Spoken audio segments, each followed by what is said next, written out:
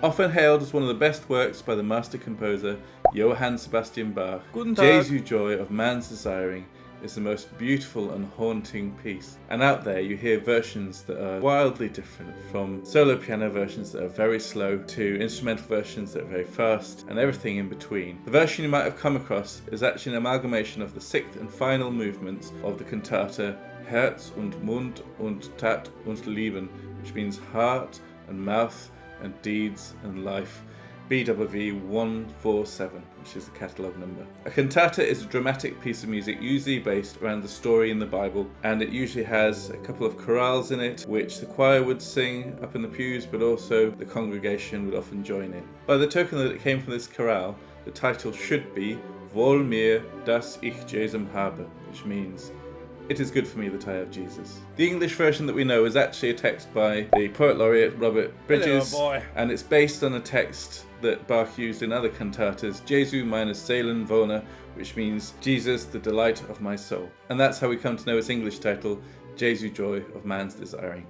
But did Bach write it? Well, yes, and no. We have to take a lot of Bach's original works with a tiny pinch of salt. You see, he was no stranger to a bit of pinching himself. In fact, it's probably fair to say that Bach was a master arranger as much as he is a master composer, as a lot of his works were based on well-known tunes, popular tunes, or hymns from the Vaupellier, the Lutheran hymn book from which he worshipped. Jesu Joy itself is a reworking of a tune by composer Johann Schopp called Werde munter mein Gemüte, itself a religious text.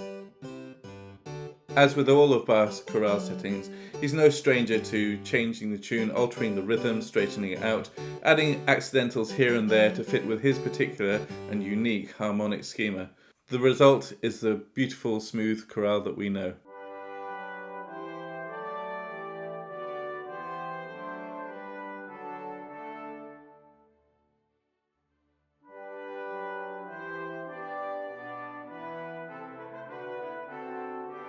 I've listened to very different interpretations of this piece.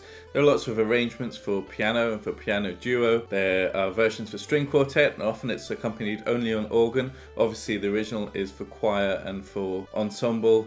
And I've heard versions of this done on modern instruments and versions done on Baroque instruments, trying to create the original sound that Bach would have heard. With no tempo marking, there's perhaps no definitive answer as to how fast or slow it should go, and indeed the nature of it. So you hear very different versions, very romantic versions, very fast and lively versions that are perhaps quite metrical, and versions which are stompy. There are no tempo marks, so I can't verify this. However, there are a few clues which, in my opinion, show how this should be performed. First clue, it's a song. So the chorale melody is meant to be sung by the choir and probably the congregation as well. If you do it too slowly, that becomes too drawn out. If you think about also the Werde munter mein Gemüte on which it's based, Werde munter mein Gemüte, do. It's not a slow piece. It doesn't feel like a slow piece rhythmically, does it? So the same goes for Jesu Joy. Jesu Joy of man's desiring. If we go too slowly, then it doesn't feel like the right tempo. Jesu Joy of man's desiring. You quickly run out of breath. Certainly for a congregation to sing, that's too slow. Your average singer would not be able to sustain that amount of singing for that long. So not only is it a song, but it's also a joyous affirmation of a song. So if we're going to sing a song which tells us how much we love God, we're not going to sing it slow and beautifully. We're going to sing it excitedly and fast. Jesu Joy of man's desiring. My second point is about the violin 2 line and the nature of it underneath that triplet accompaniment. We've got this lovely da-da-da-da-da-da-da-da. Underneath it, we've got this dotted rhythm in the violin 2 part.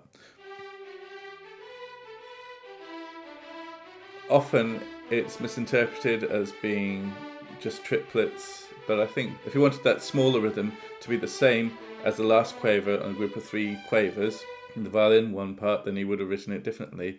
It should be 4 against 3.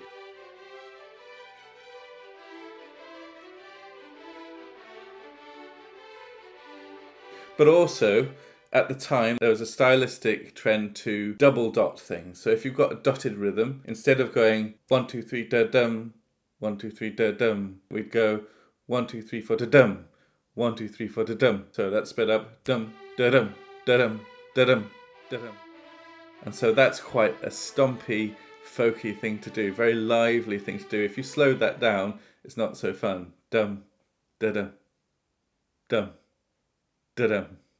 Often if we slow it down, if we take it too romantically, we lose that sense, and often that 4 against 3 thing gets amalgamated into just a triplet instead, and we lose that sense of that second violin line. Another point about performance or historic performance is that at the time, if you had a lot of quavers to play, you'd play them detached, especially violins would play it detached, so unless a slur was indicated, and you see that there are slurs indicated here in your text.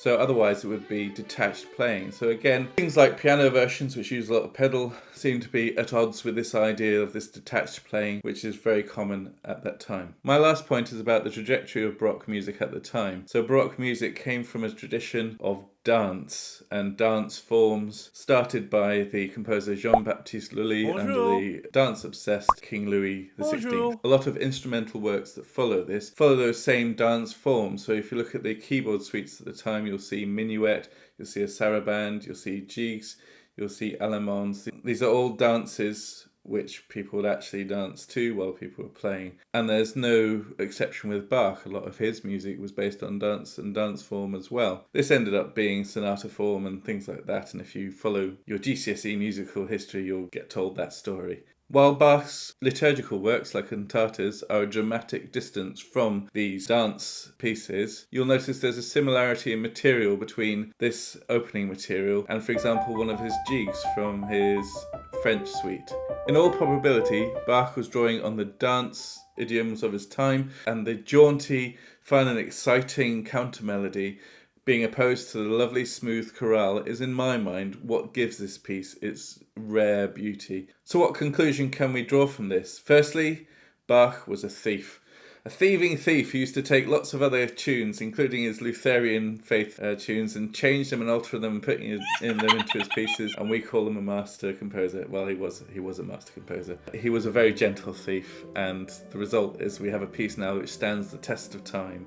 More importantly though, Jesu Joy of Man's Desiring, or whatever you want to call it based on its origins, is a joyous piece of music. It's an affirmation of faith. It's there to be danced and sung and to be lively and fun. It's not meant to be slow and boring and romantic. I hope you enjoyed this little look at one of my favourite pieces of music. Please like this video if you enjoyed it, and subscribe if you'd like to hear some more content about this. Enjoy dancing and singing with joy in your heart, mind, deeds and life. And see you next time. Bye! I hope you appreciate that this background is a step up from my previous things. Here, look, no books, but clean, flowers, soft light over there. Bye!